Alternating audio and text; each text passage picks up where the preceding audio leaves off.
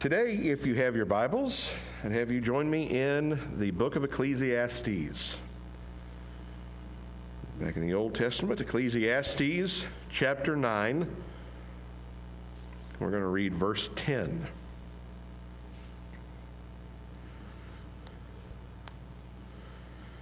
Ecclesiastes 9, verse 10. It says, "Whatever your hands find to do, do with all your strength, because there is no work, planning, knowledge, or wisdom in the grave where you are going." I've recently been doing a great deal of thinking about the church, about this congregation, congregations around us, and around the world. I have never really, what you'd say, be content. I've never been content with my spiritual relationship with Jesus. I want it to grow. I want to learn more. I want to be a better person and a better Christian. But so often in our churches, we find people who quite simply don't share this desire. And that has always worried me, and even more so as time moves forward. Sure, most people will say that they have this desire, but the actions of their life prove otherwise. Why do churches seem to have so many problems? Why does our work for the Lord seem to start out so enthusiastically and then crawl away with a whimper? I believe that one of the main reasons can be summed up in a single word, and it is the title of today's message, and that is boredom. Today I want to look at this problem. It's a problem that is serious not only for the sinner, but especially for the Christian, and see if there's anything that we can do about it. The first of the 2 points we'll look at today, the two main points, is the cause of boredom. Boredom is a major problem in our society these days. Boredom is one of the reasons that we have teenagers who turn to drugs and alcohol. It's one of the reasons why many people are unfaithful to their marriage vows. Boredom is why many people go from job to job, marriage to marriage, church to church, because they're bored with life. One survey reported that 54% of all Americans go to work primarily now, to escape the boredom of life at home. That same survey stated that 70% of teenagers are bored with school. I would venture to say it's a lot higher than that. 25%, that same survey said, of those teenagers that were polled said that they will get drunk on weekends just because they're bored. The thing is, not many people realize just how bored they are, or that they are bored at all. You ask them what's wrong. Why do they do what they do? Why do they feel what they feel? And they can't seem to pinpoint it. And many of them will say, "I'm just not happy. I just don't feel right. I just don't know, but I think that I can find what I'm looking for somewhere else, or in something else." The real problem is that Satan has made sure that people are bored with life and everything in it. There are two primary causes of boredom that I want to look at today. The first of them doesn't sound like it would be, but I believe that it is, and that is we have an overabundance, and that causes boredom. If there has ever been a society that has an overabundance of just about everything, it's America. We have so many things to occupy our time.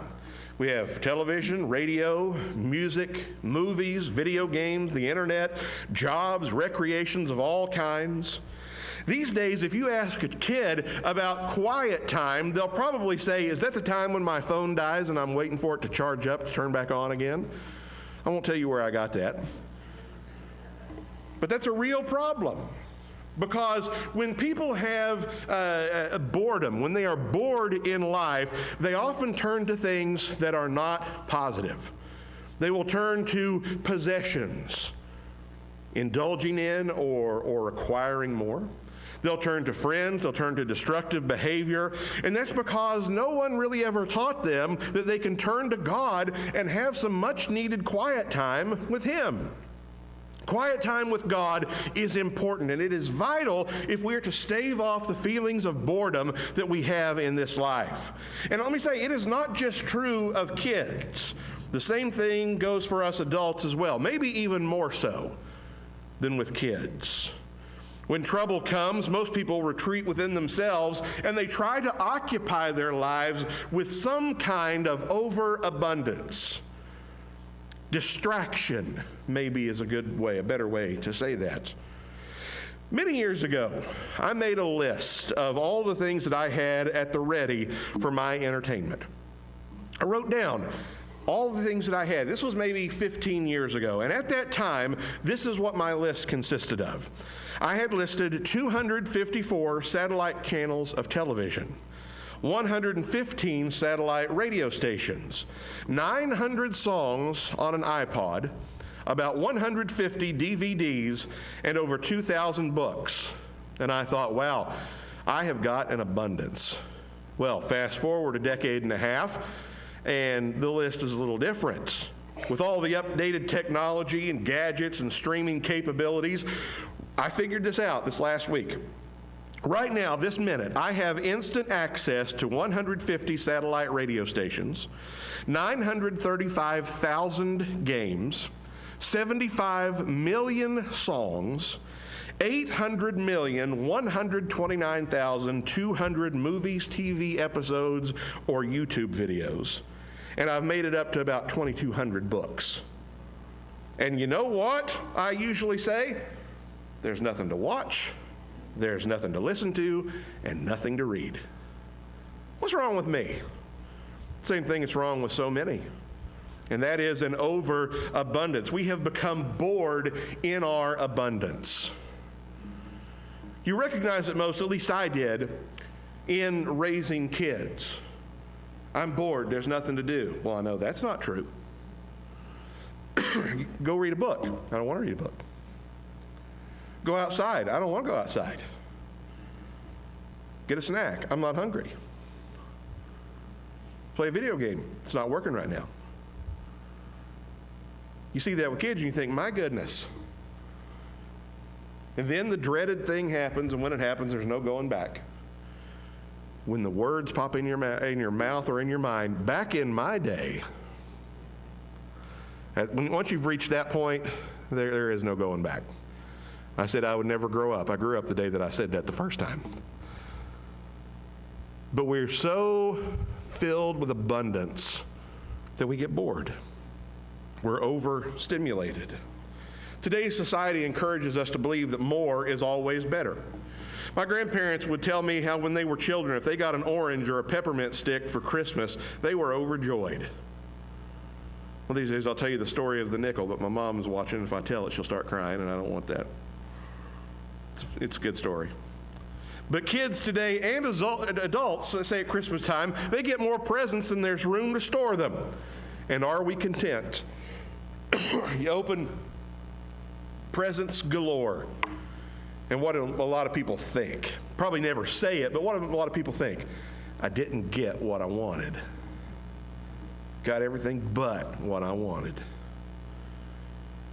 Listen, Solomon was like this. Solomon was someone, he lived 3,000 years ago, but he had it all. He had fame, he had wisdom, power, material goods, romance, everything a person could ever want or imagine.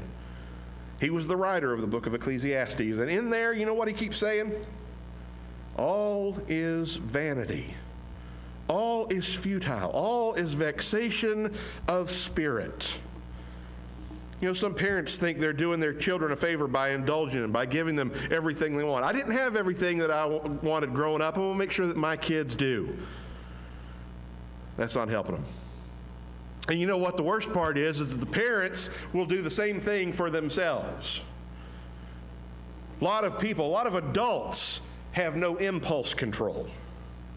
They see something, they begin to fixate on it. I want it. I'm not going to be happy until I have it. I've got to have it. I'm going to do anything I can to have it. And then they get it and they say, why did I get this? I don't want this. I don't need this.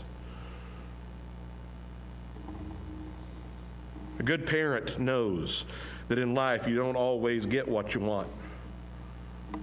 They need to remember that for themselves too. They need to remember that mom and dad aren't always going to be there. We need to learn that lesson for ourselves, then teach our children that just because it's out there doesn't mean that they have to have it. That one day, sooner or later, they're going to have the responsibility of being on their own or being the parent themselves. And they're going to have to make choices, and they're going to realize then how life really is. So we've got an overabundance. Another cause of boredom, aside from overabundance, is undercommitment. And this also includes getting involved with everything except the church and with God. Got time for everything, indulging in all of these things, but I don't have time for God. I'm involved in 300 things, but I'm really not committed to any of them. Undercommitment. Someone once said that too many people live at the 20% level of commitment. And by that, what it means is that many people are only about 20% committed to the things in their life, to their marriage, to their job, their family, their church, to Jesus. I've seen evidence of this firsthand. And because of this undercommitment, people are living lives of frustration. And it's no wonder they're bored. They try to occupy their lives with everything they can, but only at the 20% level. When you only put 20% of commitment in, you're only going to get 20% or less fulfillment out. So let's ask a question. Again, I like to put it in terms that we understand. If you are out to dinner somewhere, you pick your favorite restaurant. You order what you think you want, and you begin eating, and you only enjoy that dinner 20%. What are you probably going to do? Quit eating. Let's say you're watching a television show, and you only like it 20%. What are you probably going to do? Turn the channel. I guess the best way to sum up boredom is this way. When you're bored, there's nothing to do because there's nothing to do that matters. We think of King David. In King David's time, it was the custom for kings to lead their armies. But David had gotten so big, he'd gotten so famous, he'd been so victorious, that at one point he sent out his generals and his army, and he stayed home. It was him being lazy. He was bored. There wasn't anything that he could do. So he sent out his army, and it was at this time, this man, after God's own heart, got so bored that he started a chain of events that led to the darkest point of his life. While he was bored, he went up, he was walking around his palace, he looked over across the way, and on a rooftop was a woman named Bathsheba. And he was so bored, he began to fixate on her.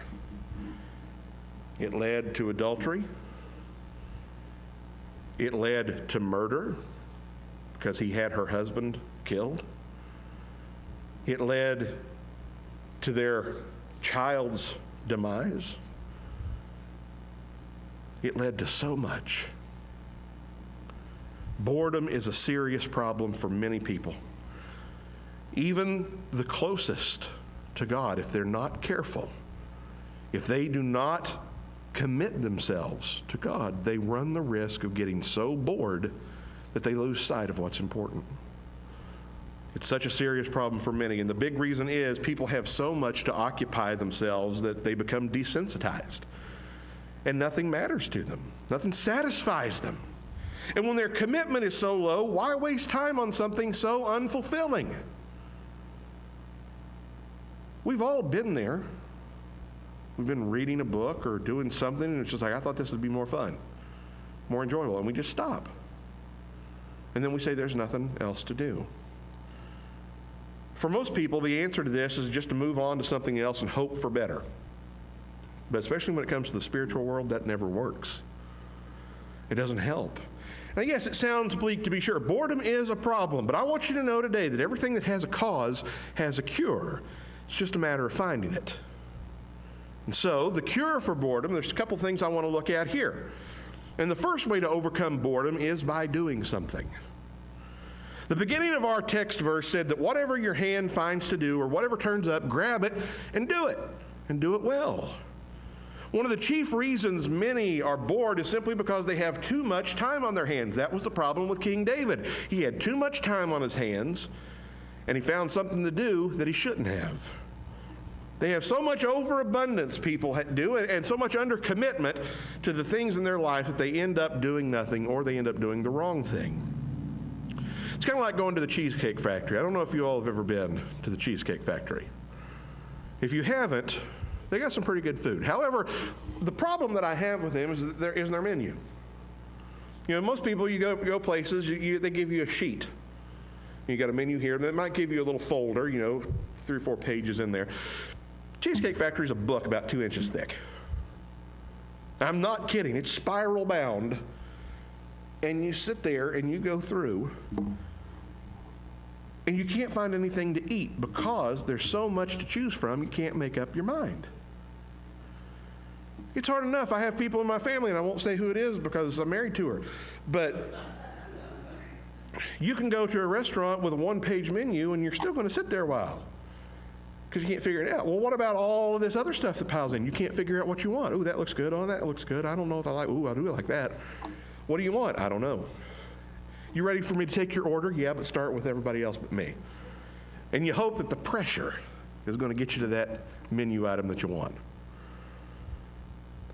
Years ago, a farmer could go out and work in a field all day long behind a mule and a plow, maybe get an acre done. Now a farmer can climb up in an air-conditioned tractor and plow 50 acres in the time it used to take to do one. Modern technology is wonderful, but it has provided us with a lot of spare time that we end up having on our hands, and we get bored because we think we don't have anything to do with our time. And that includes having things to do with Jesus and the church. I've got so many things, got so much stuff to do, I've got so much free time, I'm going to occupy it with everything. I just don't have time for church. Don't have time for God. Don't have time for reading my Bible and praying. It's what the weekends are for, but then the weekends are filled with everything else. Listen, our hands can always find something to do because there's always work to be done. And if we'll focus on the right things, it can be beneficial. It can help us to stave off the boredom and make a difference. We can always find something to do inside the church and outside as well. What are things that have to do? Well, someone has to clear the table, take out the trash, walk the dog, and pay the bills. Somebody has to get to the office early, check the invoices, get the car's oil changed, drive the carpool. Someone has to prepare the lesson plans, greet the visitors, be on call, stay late and lock up, teach the Sunday school class, run the soundboard, drive the van, whatever it may be. You see, that's what life is. Life is a whole bunch of small things that someone has to do. That's what the church is too. A lot of jobs that someone has to do. The deeper implication here is that one of the best cures for boredom is to get involved in doing something that matters, something that helps others. Because all the things that I mentioned there in that list that I made a minute ago, those things matter. Helping someone, big or small. There was a famed psychiatrist named Carl Menninger, and he was once asked what a person should do if they felt a nervous breakdown coming on. Everybody in the audience expected him to say, go to a psychiatrist, because that's what he was. But instead, he replied, lock the door of your house. Go across the railroad tracks, find someone in need, and do something to help that person. Sometimes the best thing we can do for ourselves is putting our focus on someone else. That when we are going through a time of need, that we help someone else in theirs. The best way to get your mind off your own troubles, to find a cure for your own boredom and make a difference in life, is to help another person and be open to the Lord's leading. Because He'll lead you where He needs you. Oh, I like that. He'll lead you where He needs you. There's an old quote I love, over 200 years old. I believe it originates from the Quakers, and I know that you all have heard this at some point. It says, I expect to pass through this world but once. Any good, therefore, that I can do, or any kindness I can show to any fellow creature, let me do it now. Let me not defer nor neglect it, for I shall not pass this way again.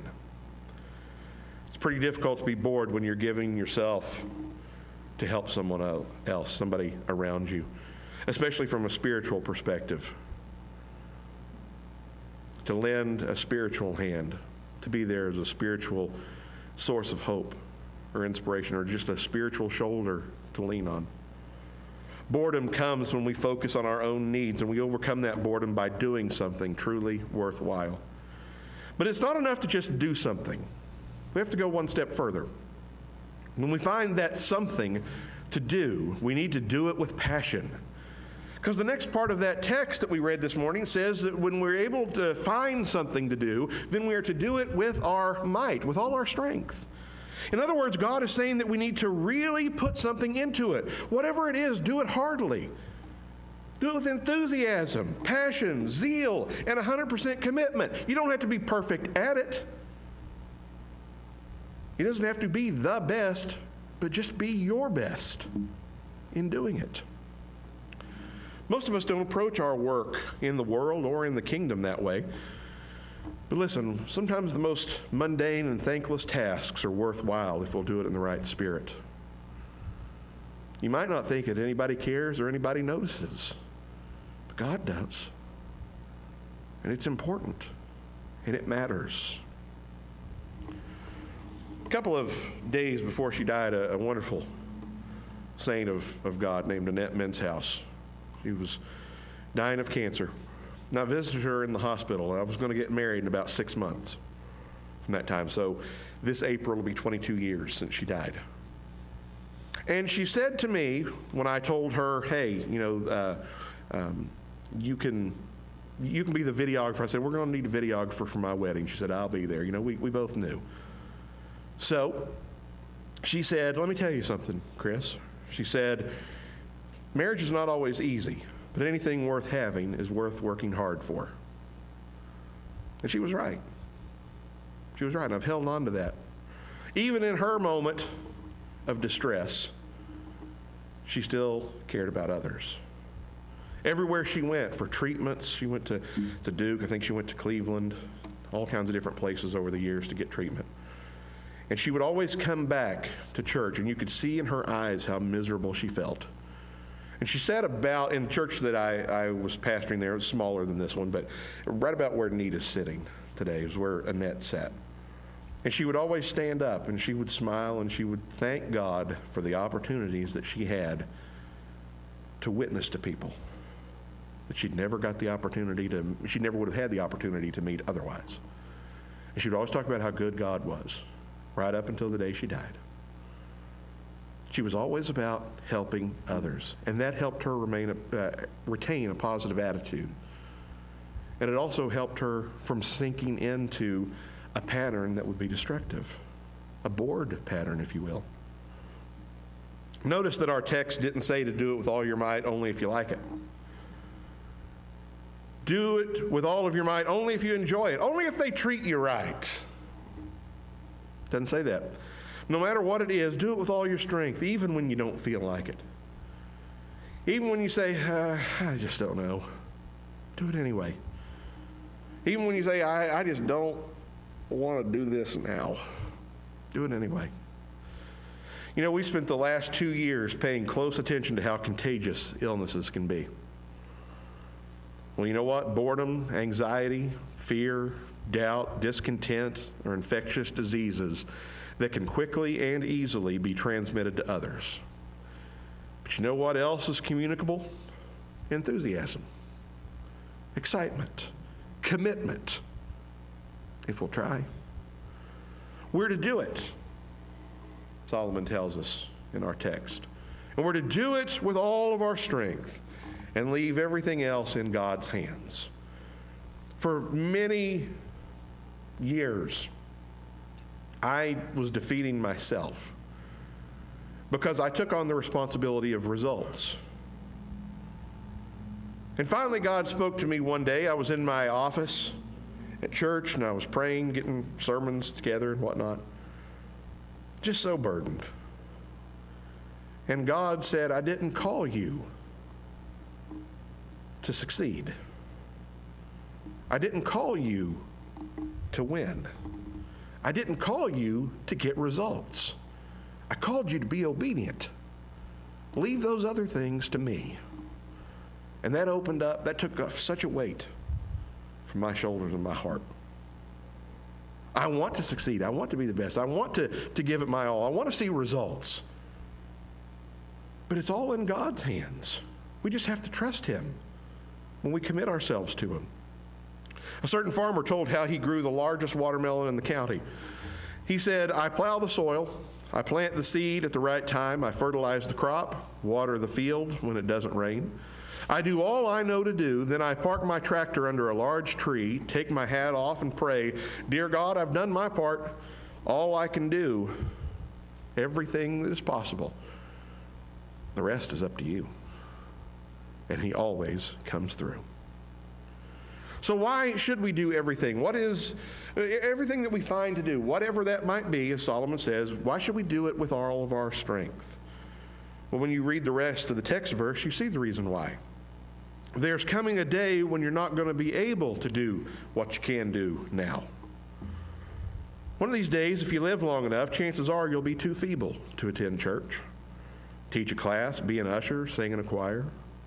You'll probably still have the desire to do those things, but you won't be able to.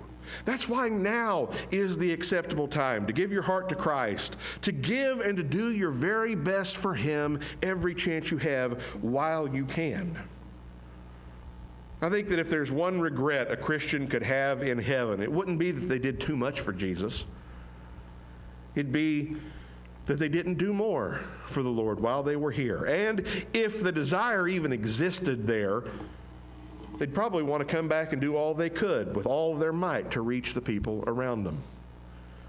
Listen, no matter how crowded they might become, there's always room for somebody else in the cemetery. And one of these days, that someone else is going to be you. I don't think humanity has ever fully grasped its own mortality. You and I aren't in immortal bodies. None of us are exempt from physical death. When you die, what will happen? Someone take your body, put it in a box, and put the box in the ground. It goes for me, goes for everybody. Life is a vapor, which appears just for a moment and is gone. The point is, we don't know when that's going to occur. And even if it's late in life, we'll look back and we will see that time is fleeting. Those who have lived for many, many, many decades will look back and say how fast life went. We just wished Norma a happy birthday. It was 93. I think it was 91. 91. It was Farrell whose birthday was 93. And both of them will tell you, time has flown by. I went and saw Farrell the other day and talked about all the memories that she had of the people and churches. But it's gone in a moment. It happens so fast.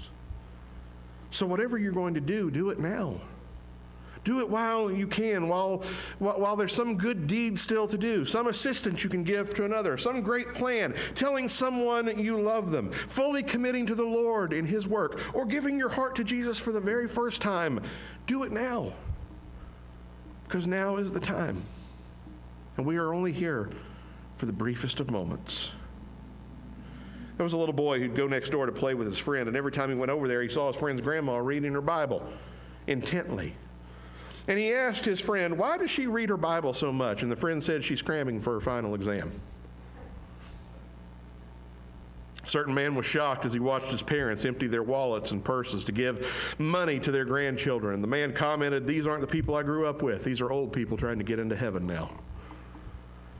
Listen, our time clock will run out one day, early in life or late in life. So if you tend to do something or be something, don't wait to the end and make a big push to make up for a life half lived. Do it now before it's too late, and do it every day. You know, if all of us were honest with ourselves, we'd all have to admit that at one time or another we've been bored with life. I'm not talking about occasional boredom. That happens to everybody. You just get bored one day. That's not what we're talking about. I'm talking about being really bored with everything to the point of being discontented and confused. You know, I'd encourage you to look at it this way. Boredom can be a sign that we're living for self rather than living for God, fully anyway. We get so caught up in this moment, in ourselves, that we miss the bigger picture. I think too many of us maybe are living at that 20% commitment mark. Maybe some of us are a little higher. Maybe some of us are at 47% or 63%. Maybe some of us are even below 20. Nevertheless, it's probably rare that anyone anywhere is living a 100% committed life, but it's something to shoot for. And we should try every day to find that thing, as Solomon said, whatever it is, and do it with our might, living that Christian life with everything that we have. Because there will come a time that we won't be able to do it.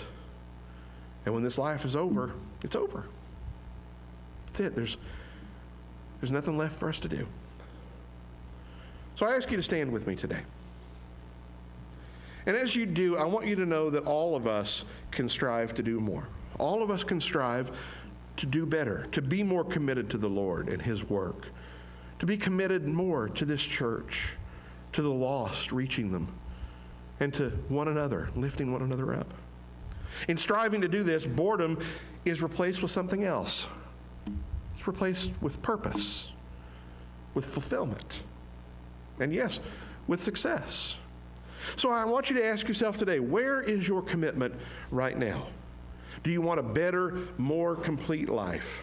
Are you tired of just trying to sleepwalk your way through and try to figure out what's wrong, or do you just want life to start now? Listen, boredom is what takes those things away, but Jesus can give it back. So seek Him. Look for Him. Put Him first. Grab Him with all your might and live your very best and your very closest to Him. And you'll see what a difference life can have. Thank you for being here today. I pray that God will bless you throughout this week. Come back Wednesday in our Heritage Room in the back, 6:30. Love to see you there, having a great time. We hope to see you then. Let's be dismissed with a word of prayer. Heavenly Father, we again thank you today for all that you do. We thank you that you have given us purpose, that our life can be more about things. It can be more than just about the moment.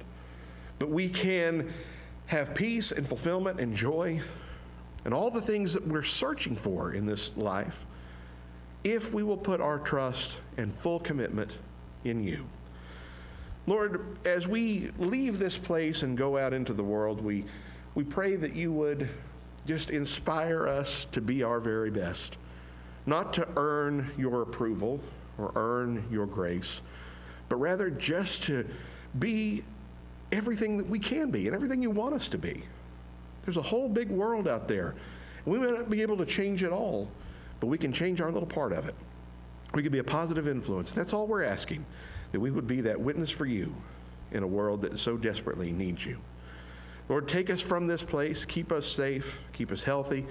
Keep us motivated. Bring us back when we have our services. Renew our commitment. Help us to be all that we can be for you in all days, in all things, and in all ways. And we'll never fail to praise your name for that. In Jesus' name, amen. God bless you. Stay warm, stay safe, enjoy the day, and we'll see you next time.